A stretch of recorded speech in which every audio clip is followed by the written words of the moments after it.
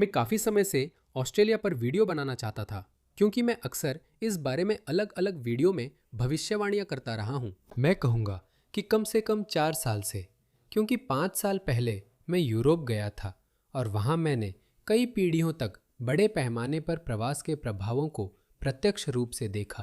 मैंने देखा और सोचा, इसे ही बहुसांस्कृतिकता कहते हैं। उस समय ऑस्ट्रेलिया ऐसा नहीं था। मैं इसे देखता परखता रहा हूँ और अगर आप मेरे पुराने वीडियो देखें तो शायद पाएंगे कि मैंने कहा था कि ये ऑस्ट्रेलिया में भी होगा। मैं हमेशा यही कहता था। अब ये शुरू हो गया है। मैं आपको ऑस्ट्रेलिया की अपनी 10 बड़ी भविष्यवाणियां बताना चाहता हूं जो आप अगले कुछ वर्षों में देखेंगे। और ये कोई ऐसी बात नहीं है जो मैं यूं ही हवा में बना रहा हूं। मैं इसे गढ़ नहीं रहा हूं। आप में से अधिकांश लोग शायद देख रहे होंगे कि ये हमारे सामने पहले से ही हो रहा है, लेकिन आप बस कल्पना कीजिए कि जो कुछ भी आप देख रहे हैं वो 10 गुना और बढ़ जाएगा। 2 साल पहले कोविड के बाद मुझे लगता है ऑस्ट्रेलियाई लोगों को बेवकूफ़ बनाया गया क्योंकि उन्हें इतिहास का सबसे खराब प्रधानमंत्री सबसे बुरे समय में मिला। तो एल्बनीजी सत्ता में आए कब? 2022-2023 मुझे लगता है। जैसे ही वे आए हर साल 5 लाख लोग लाने लगे। शुरू के कुछ सालों में हमें कुछ नजर नहीं आया। अब मेरी पहली बड़ी भविष्यवाणी है कि आप मेलबर्न और सिडनी के ऑस्ट्रेलियाई उपनगरों को लगातार बदलते देखेंगे और फिर ये दूसरे शहरों में भी फैल जाएगा जो ऑस्ट्रेलियाई काम और तीसरी दुनिया जैसे ज्यादा दिखने लगेंगे। मैं कह रहा हूं, ये तीसरी दुनिया जैसा दिखेगा। सिर्फ इतना नहीं कि आप ऐसे लोगों को देखेंगे जो अलग दिखते हैं, जिसे एंथनी एल्बनीजी हमेशा इस बात तक सीमित कर देते हैं कि ये लोग 70 के दशक के ऑस्ट्रेलिया में वापस जाना चाहते हैं। वे आपसे नफरत करते हैं क्योंकि आप अलग दिखते हैं। ये सिर्फ त्वचा के रंग या दिखावट की बात नहीं, बल्कि पूरे इलाके की शक्ल सूरत की बात है। ऐसा नहीं है कि ये लोग नस्लीय रूप से अलग दिखते हैं, बल्कि आप देखेंगे कि यहाँ ज़्यादा कचरा फेंका जा रहा है। आप सड़कों पर ज़्यादा कूड़ा देखेंगे। हमने सचमुच यूके में और हाल ही में जापान में भी ऐसा देखा है। जापान को दुनिया के सबसे साफ देशों में से एक माना जाता था क्योंकि ये उनके स्वभाव का हिस्सा था, ये उनकी संस्कृति का हिस्सा था। इसी वजह से उनके लिए स्वच्छता बहुत महत्वपूर्ण थी। अब पिछले साल में उन्होंने अपने देश में तीसरी दुनिया से आने वाले प्रवासियों को बड़ी तादाद में आने देना शुरू कर दिया है। और अब आप बहुत सारे वीडियोस देख रहे हैं जिसमें हर जगह कचरा फैला हुआ है। लोग खुले में कचरा फेंक रहे हैं, हर जगह गंदगी छोड़ रहे हैं। यह यूके में हुआ है। अगर आप यूके के मुस्लिम इलाकों में जाएं या यहाँ तक कि भारतीय इलाकों जैसे साउथहोल में जाएं, तो आप देखेंगे, आपको लगेगा कि रुकिए, मैं अब लंदन में नहीं हूँ, मैं भारत, पाकिस्तान या कहीं भी हूँ। आप इसे और ज़्यादा देखेंगे। अभी आप सिडनी के बैंक्सटाउन में देख रहे हैं, शायद लाइकहार्ट, नोबल पार्क, सैंडाउन पार्क मेलबर्न में, तो आप यह देख रहे हैं। अब ये अन्य उपनगरों में भी फैलना शुरू हो जाएगा। ये होने वाला है। आप कुछ नहीं कर सकते, बस वन नेशन जैसी दक्षिणपंथी पार्टी चुने और उम्मीद करें कि हम प्रवृत्ति बदल सके। लेकिन जब तक लेबर सत्ता में बनी रहती है, ऑस्ट्रेलिया वैसा नहीं दिखेगा जैसा आप अब तक ऑस्ट्रेलिया को देखते आए हैं। दूसरा, आप अपराध में तेज बढ़ोतरी देखेंगे। अब आंकड़े बिल्कुल स्पष्ट हैं, यहाँ तक कि मध्यमार्गी और केंद्र वामपंथी भी अब इसे नज़रअंदाज नहीं कर रहे हैं। उन्होंने माना कि तीसरी दुनिया की संस्कृतियों से आए लोग अपने सांस्कृतिक मूल्य लाते हैं, जिससे चोरी, बलात्कार, सेंधमारी बढ़ती है। हम इसे ऑस्ट्रेलिया में छोटे स्तर पर देख रहे हैं। अभी अफ्रीकी गिरोह ऐसा कर रहे हैं। आपने नाइट क्लबों, शराब की दुकानों, वेश्यालयों और स्ट्रिप क्लबों पर पेट्रोल बम से हमले देखे होंगे। एक मध्य पूर्व का एक आदमी ने कहा था कि वह व्यक्ति, जिसका नाम मुझे याद नहीं, इन हमलों के लिए अफ्रीकी किशोरों का इस्तेमाल कर रहा था, लेकिन पैसे की वसूली नहीं कर रहा। उसने कहा, यह हराम है। यही एक पहलू है। यह एक वैचारिक आंदोलन है, सिर्फ छोटा मोटा अपराध नहीं। ऐसी घटनाएं और बढ़ेंगी और आपको व्यवहार में लागू शरीयत बहुत देखने को मिलेगी। हमने वह घटना करीब 10 साल पहले यूके में देखी थी। मैंने ऐसे बहुत से वीडियो चलाए हैं जहां शरीयत गश्त करने वाले मुसलमान महिलाओं और समलैंगिकों को परेशान करते हैं और उन्हें वहां से जाने को कहते हैं। आपने ऑस्ट्रेलिया में भी कुछ ऐसा ही देखा है, जहां मुस्लिम पुरुषों ने समलैंगिक पुरुषों को ग्राइंडर जैसे गे ऐप्स पर फंसाया है और उन वीडियो को बहुत फैलाया गया है। मुझे आपको दिखाने की जरूरत नहीं है, तो आप ऐसा और ज्यादा देखेंगे। ऐसा अपराध जो ऑस्ट्रेलिया की मूल प्रकृति से मेल नहीं खाता। ऑस्ट्रेलियाई लोग भी अपराध करते हैं, पर उनकी प्रकृति अलग होती है। ये वैसा नहीं होगा जैसा ऑस्ट्रेलियाई लोग पहले किया करते थे। उदाहरण के लिए मैं आपको एक उदाहरण देता हूँ। ऑस्ट्रेलियाई लोग, यहाँ तक कि जब हमारे गैंग वॉर अपने चरम पर थे, तब भी ऑस्ट्रेलियाई लोग दूसरों के घरों में घुसपैठ नहीं करते थे। वे अक्सर ड्राइव बाय शूटिंग करते थे, लेकिन किसी कारणवश वे घर में घुसपैठ नहीं करते थे। वे घर के अंदर नहीं जाते थे। अफ्रीकी गिरोह ने दिखाया कि उन्हें सीमा की परवाह नहीं। वे घुसपैठ करना पसंद करते हैं। वे सच में अंदर जाते हैं। कुछ लोगों की मौत हो चुकी है, दुर्भाग्यवश, क्योंकि विदेशी संस्कृति से हमारा यही मतलब है। जब आप दूसरी संस्कृतियों के लोगों को लाते हैं, वे अपनी सोच, गतिविधियां और अपने तरह के अपराध भी लाते हैं। आप ऐसा और देखेंगे। तीसरा बिंदु बहुत महत्वपूर्ण है, ऑस्ट्रेलियाई महिलाएं। ऑस्ट्रेलियाई महिलाओं के खिलाफ हिंसा, यौन हिंसा में अचानक बढ़ोतरी होने वाली है। वे इसका अनुभव करेंगी। कुछ लोग कह रहे हैं कि हमने पहले ही ग्रूमिंग गैंग जैसी हरकतों के उदाहरण देखे हैं। फिर से आपको फर्क समझना होगा। हाँ, ऑस्ट्रेलिया में भी पीडोफाइल्स की कमी नहीं है जैसे यूके में थी, लेकिन अब नया वर्ग उभरा है। यूके में बच्चों का यौन शोषण होता है। उन्होंने इसे ऐसे विभाजित किया है, सीएससी बच्चों का यौन शोषण है, जबकि जीसीएसी समूह आधारित बच्चों का यौन शोषण है।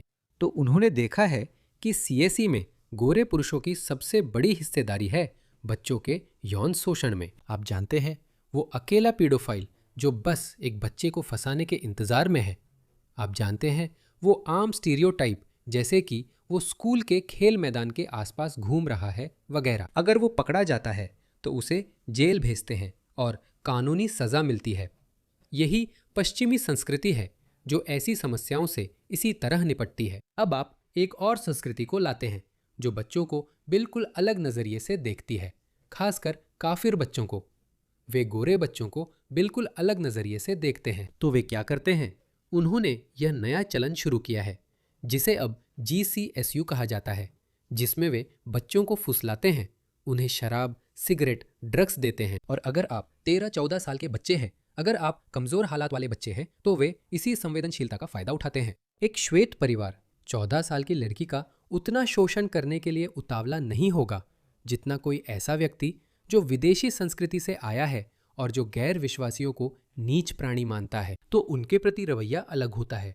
और ब्रिटेन में एक समुदाय अलग दिखता है। ये ब्रिटिश पाकिस्तानी समुदाय है, ना कि ब्रिटिश सिख और ना ही ब्रिटिश बंगाली मुस्लिम। ब्रिटिश बंगाली मुस्लिमों की कुछ आपराधिक समस्याएं हैं, लेकिन वे ग्रूमिंग गैंग मामलों में ज्यादा शामिल नहीं हैं। इसमें मुख्य रूप से ब्रिटिश पाकिस्तानी शामिल है। और जब आप इसे और गहराई से देखें तो पाकिस्तान का कौन सा हिस्सा मीरपुर है? पाकिस्तानी। तो 50% ब्रिटिश पाकिस्तानी इस क्षेत्र मीरपुर से हैं। तो वो क्षेत्र भी पाकिस्तान में बहुत पिछड़ा हुआ है, यहाँ तक कि मुख्यधारा की पाकिस्तानी समाज भी नहीं। मैं बस समझाने की कोशिश कर रहा हूँ।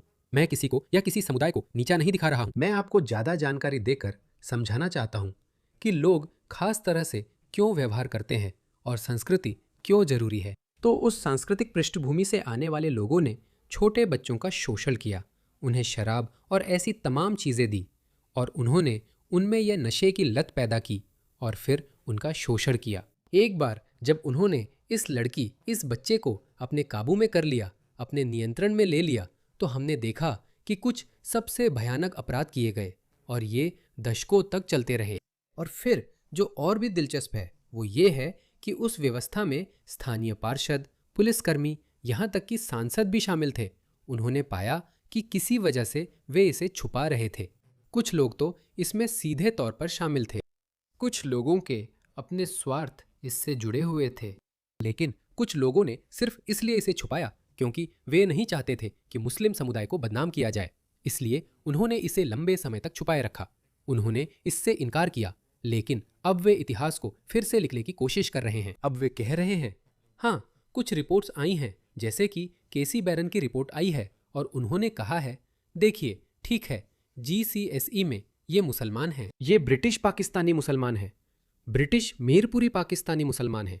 आप तर्क कर सकते हैं कि ये सभी मुसलमान नहीं हैं, लेकिन एक तत्व मौजूद हो सकता है। तो यही वजह है कि हमने देखा है। मैं आपको दिखाता हूँ। उदाहरण के लिए ये चीज कल खबरों में थी। ये तो बस एक उदाहरण है, ठीक है? जितना ज्यादा समय मैं बिताता हूँ उतने ही ज्यादा ऐसे उदाहरण मुझे मिल सकते हैं। इसे देखिए। उदाहरण के लिए इसे देखिए। 2 लोगों पर सिडनी के लिवरपूल में एक महिला के कथित अपहरण के प्रयास के मामले में आरोप लगाए गए हैं। Um, वे मध्य पूर्वी थे। हमारे पास एक और खबर थी, मुझे लगता है 1 महीने पहले। अगर मुझे वो मिलती है तो शायद मैं आपको दिखाऊंगा। वो भी आपको दिखाऊंगा। वे भी मध्य पूर्वी मुस्लिम थे। वे भयानक रूप से एक ऑस्ट्रेलियाई महिला हैं। तो इसमें एक तत्व है। मध्य पूर्वी मुस्लिम पुरुषों में यह सोच हो सकती है कि गोरी महिलाएं उनके नीचे की गंदी काफिर हैं, क्योंकि कुछ ग्रूमिंग गैंग के अपराधियों, उस घोटाले के कुछ अपराधियों ने तो यह बात खुलकर कही भी थी। इन गोरी लड़कियों को वे अमानवीय नामों से बुलाते हैं। उन्होंने कहा, इनका बस एक ही मकसद है, वही। जब आप ये आंकड़े वामपंथियों या तीसरी दुनिया के प्रवासियों के लिए बहाने बनाने वालों को दिखाते हैं, वे कहते हैं गोरे मर्द भी ऐसा करते हैं। ये सही है। लेकिन जब तक ऑस्ट्रेलिया मुख्य रूप से एक समान गोरे यूरोपीय एंग्लो ऑस्ट्रेलियाई समाज था, मैं कहूँगा मान लीजिए 2010 तक, ठीक है? 2010-2015 तक ऑस्ट्रेलिया की करीब 90% आबादी गोरी थी। उनमें से बड़ी संख्या एंग्लो ऑस्ट्रेलियाई थी। यौन हिंसा, घरेलू हिंसा लगातार कम हो रही थी। हर साल पिछली साल से बेहतर था। क्यों? क्योंकि वह एक समान समाज था। घरेलू हिंसा और महिलाओं के खिलाफ यौन हिंसा को खत्म करने के पीछे पूरे समाज का दबाव था। हर साल चीजें बेहतर हो रही थी और सड़क दुर्घटनाएं भी कम हो रही थी, क्योंकि समान समाज के पुरुषों को प्रशिक्षित करना आसान था, बजाय पूरी तरह अलग संस्कृतियों से आए पुरुषों के। उदाहरण के लिए, अगर आप एक सूडानी बच्चे को लाते हैं, चाहे वह ऑस्ट्रेलिया में बड़ा हो, चाहे वह ऑस्ट्रेलिया में पैदा हुआ और पला बढ़ा हो, वह आपके घरेलू हिंसा विरोधी या यौन अपराध विरोधी विज्ञापनों को एक सांस्कृतिक रूप से ऑस्ट्रेलियाई व्यक्ति की तरह नहीं देखेगा। वह इसे वैसे नहीं देखेगा। क्यों? क्योंकि उसके पिता का व्यवहार अलग है। ऑस्ट्रेलियाई पिता का व्यवहार भी अलग होता है। हाँ, कुछ ऑस्ट्रेलियाई भी um, uh, ये अपराध करते हैं। घरेलू हिंसा एक समस्या है, लेकिन इसके लिए उसे शर्मिंदा किया जाएगा। मुझे 2010 के दशक में महिलाओं के खिलाफ हिंसा पर ऑस्ट्रेलिया का ना अभियान याद है। वे चीजें, वे सूक्ष्म संदेश वास्तव में काम कर रहे थे। अब जरा सोचिए, मुझे लगता है कि यह बांग्लादेश या कुछ ऐसा ही है। जरा सोचिए, आप इस परिवार को ऑस्ट्रेलिया लाते हैं, क्योंकि यही हो रहा है। यूरोप जाने वाले लोगों का स्तर यही है, और यही लोग ऑस्ट्रेलिया भी आने वाले हैं। मैं काफी समय से ये कह रहा हूँ, ये हो रहा है। आप लोग समझ रहे हैं मैं क्या कहना चाहता हूँ? ये अब कोई भविष्यवाणी भी नहीं रह गई है। आप उस व्यक्ति को लाते हैं और उसे महिलाओं के खिलाफ हिंसा का विज्ञापन दिखाते हैं। ऑस्ट्रेलिया कहता है नहीं। आप क्या सोचते हैं इसका उस पर क्या असर पड़ेगा? उसे छोड़िए, उसके बच्चे भी इसे गंभीरता से नहीं लेंगे, क्योंकि उन्होंने यही तरीका देखा है। यही तरीका है जिससे आप अवज्ञाकारी महिलाओं को काबू में लाते हैं।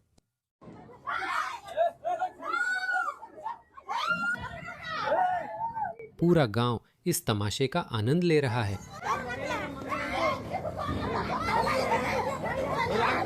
देखो, आजकल के युवा ऐसे हैं। पूरा वीडियो नहीं दिखाऊंगा, आप समझ गए होंगे आगे क्या होगा। आपको क्या लगता है? मैं ये इसलिए बता रहा हूं क्योंकि इनकी सोच गलत है, इसलिए अच्छा नतीजा नहीं निकलेगा। एंथनी एल्बनीज के अनुसार अगर वह प्रवासी ऑस्ट्रेलिया आता है तो उसमें और आप या मैं या ह्यू जैकमैन या स्टीव इरविन में कोई फर्क नहीं है। मैं सोचता हूँ ऑस्ट्रेलियाई और प्रवासी कैसे अलग हैं, क्योंकि मैंने पहले कभी हमारे जैसे देश में ऐसा इस्तेमाल होते नहीं देखा।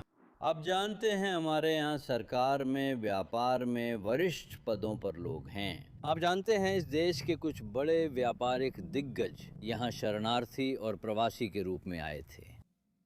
क्या वे ऑस्ट्रेलियाई लोगों से अलग हैं? तो वे हमेशा उस छोटे से सफल प्रतिशत का सहारा लेते हैं। वे कहते हैं, अगर सब कुछ उन पर होता तो बताते, देखो हैरिस सुल्तान भी प्रवासी है, तो और पाकिस्तानियों को लाएं। 1% भी मेरे जैसा नहीं होगा। यह मैं घमंड में नहीं बल्कि सच्चाई में कह रहा हूं, क्योंकि मुझे अपनी विचारधारा बदलनी पड़ी थी। मुझे अपनी पुश्तैनी सांस्कृतिक परवरिश को पूरी तरह से छोड़ना पड़ा और उसे किसी और चीज से बदलना पड़ा। हालांकि ये सब मैंने सिर्फ बौद्धिक स्तर पर किया। ठीक है, ज्यादातर लोग ऐसा नहीं करते। ज्यादातर लोगों के पास इसके लिए समय नहीं होता। वे ऐसा नहीं करते। वे एक खास संस्कृति में पैदा होते हैं और वहीं पले बड़े होते हैं। उनकी आदतें उनके मानसिकता में गहराई से बसी हैं और वे उसी अनुसार व्यवहार करते हैं। तो ये एक गलत धारणा है कि प्रवासी और ऑस्ट्रेलियाई में कोई फर्क नहीं है। मैंने आपको अभी बताया, और संस्कृति मायने रखती है। अगर आप 1 मिलियन जातीय नॉर्वेजियनों को लाएंगे तो आपकी जीडीपी बढ़ेगी। अगर आप 1 मिलियन बंगाली, पाकिस्तानी या सूडानी लाते हैं तो जीडीपी नीचे जाएगी। हमारे पास इसके आंकड़े हैं, मैंने ये कई बार दिखाया है। अब कोई इनकार नहीं कर सकता। पहले के समय में जब हमारे पास ठोस डेटा या ठोस आंकड़े नहीं थे तो हम कोई मजबूत टिप्पणी नहीं कर सकते थे, लेकिन अब हमें सच में पता है। इसे देखिए, ये यूके है, ये यूके है। सिर्फ श्वेत लोग ही 1444 पाउंड से ज़्यादा देते हैं जितना वे लेते हैं।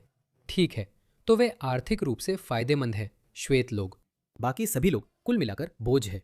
उदाहरण, जातीय समूह के अनुसार शुद्ध वित्तीय स्थिति यूके 2023 से 2024। ठीक है, एक एशियाई परिवार प्रति व्यक्ति 4135 पाउंड पाता है। क्या यह प्रति व्यक्ति है? हाँ, माफ कीजिए, प्रति परिवार नहीं। और फिर अश्वेतों के साथ ये और भी बढ़ जाता है, दूसरों के साथ ये और भी बढ़ जाता है, मिश्रित के साथ भी ये बढ़ता है।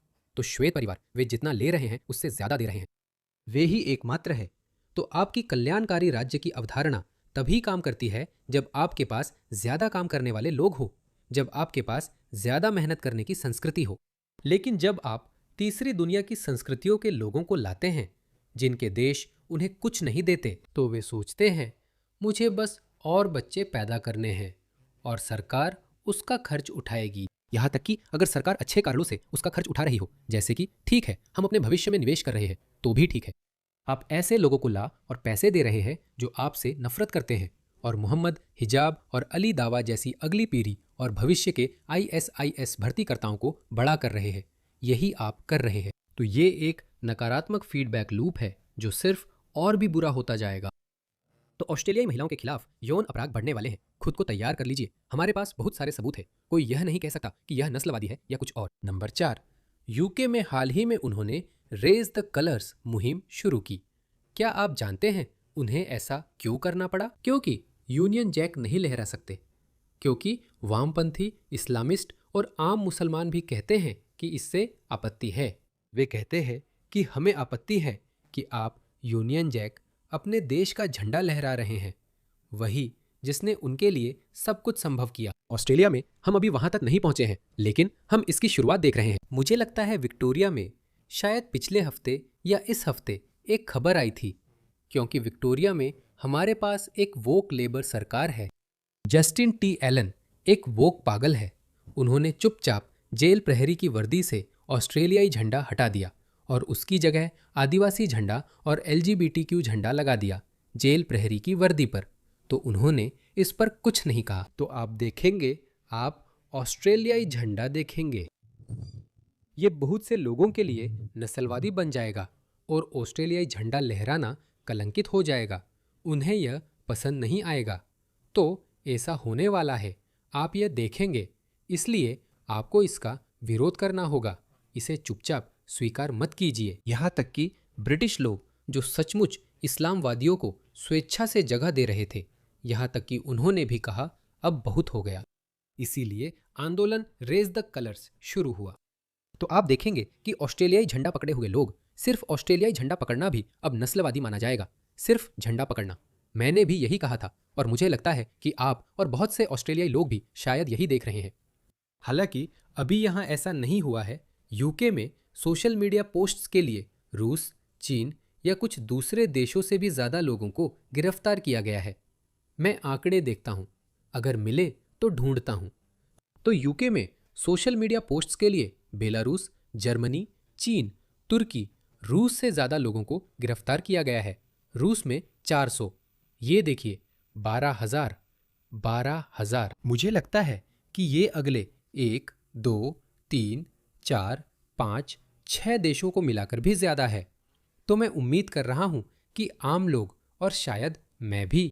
इसी कारण मैं काफ़ी समय से कह रहा हूँ कि मुझे अपने दरवाजे पर दस्तक की उम्मीद है, खासकर जब से नए गढ़े गए और जल्दबाजी में लागू किए गए हेट स्पीच कानून आए हैं। यही उन्होंने यूके में भी किया, जो जनता के लिए अच्छा नहीं था। यूके होम ऑफिस को अधिकार है कि वे लोगों को गिरफ्तार करे और नागरिकता रद्द करे अगर होम सेक्रेटरी को लगे कि ये जनता के हित में नहीं है। यहाँ ऐसा नहीं है, क्योंकि हमारी हाई कोर्ट, जो ऑस्ट्रेलिया की सबसे बड़ी अदालत है, ने कहा है कि आप लोगों की नागरिकता रद्द नहीं कर सकते, क्योंकि ये एक सज़ा है और सज़ा सिर्फ कानून और ऑस्ट्रेलियाई अदालतों के जरिए ही दी जा सकती है, सरकार की कार्यकारी शाखा के जरिए नहीं। इसी वजह से मुझे लगता है कि ये पेचीदा है, लेकिन उन्होंने नया हेट स्पीच कानून बनाया है। मुझे नहीं पता कि सोशल मीडिया पोस्ट्स को लेकर अभी तक बहुत से लोगों को गिरफ्तार किया गया है या नहीं। ये ऑस्ट्रेलिया में नहीं हुआ, लेकिन अगर हो भी जाए तो हैरान मत होना, क्योंकि ऑस्ट्रेलिया को वही लोग चला रहे हैं जिन्होंने यूके, फ्रांस, जर्मनी को बर्बाद किया। वही गिरोह है। मुझे नहीं पता। अगर मैं ग्रेट रिप्लेसमेंट थ्योरी की साजिश में ना भी जाऊं, फिर भी सब कुछ बहुत योजनाबद्ध लगता है। चाहे कोई बड़ी टेबल न हो जहां लोग हमारे भविष्य का फैसला करें, ये इतना संगठित भी ना हो, लेकिन किसी वजह से उनकी विचारधारा, ऐसे लोग हैं जो इस वैश्विक विचारधारा में विश्वास करते हैं, जो फैसले ले रहे हैं जिससे हमारे लिए एक जैसा ही संसार बन रहा है। तो ये सोचना कि ऐसा ऑस्ट्रेलिया में नहीं होगा, बहुत ज़्यादा घमंड और नासमझी होगी। तो ये होने वाला है। आपको सोशल मीडिया पोस्ट्स के लिए गिरफ्तार किया जाएगा। अभी तक ऐसा नहीं हुआ है, लेकिन ऐसा होने की संभावना है। ठीक है, तो मैंने सोचा कि मैं 10 भविष्यवाणियां बता सकता हूं। तो ये ऑस्ट्रेलिया के बारे में मेरी पहली 5 भविष्यवाणियां हैं, जो असल में भविष्यवाणियां नहीं हैं, क्योंकि आप में से बहुत लोग कहेंगे, अरे ये तो साफ है। मैं ये बात 3-4 साल से कह रहा हूं, इससे पहले कि ये शुरू हुआ। मैंने सोचा ये कैमरे पर कहूं, ताकि बाद में दिखा सकूं कि मैंने ये मई 2026 में बताया था। आप कहेंगे इसमें कोई बड़ी बात नहीं है, लेकिन फिर भी ये कुछ तो है, क्योंकि अगले कुछ सालों में ये सच होने वाला है। मैं इस वीडियो का दूसरा हिस्सा बनाऊंगा, जिसमें ऑस्ट्रेलिया के बारे में अगली 5 भविष्यवाणियां बताऊंगा।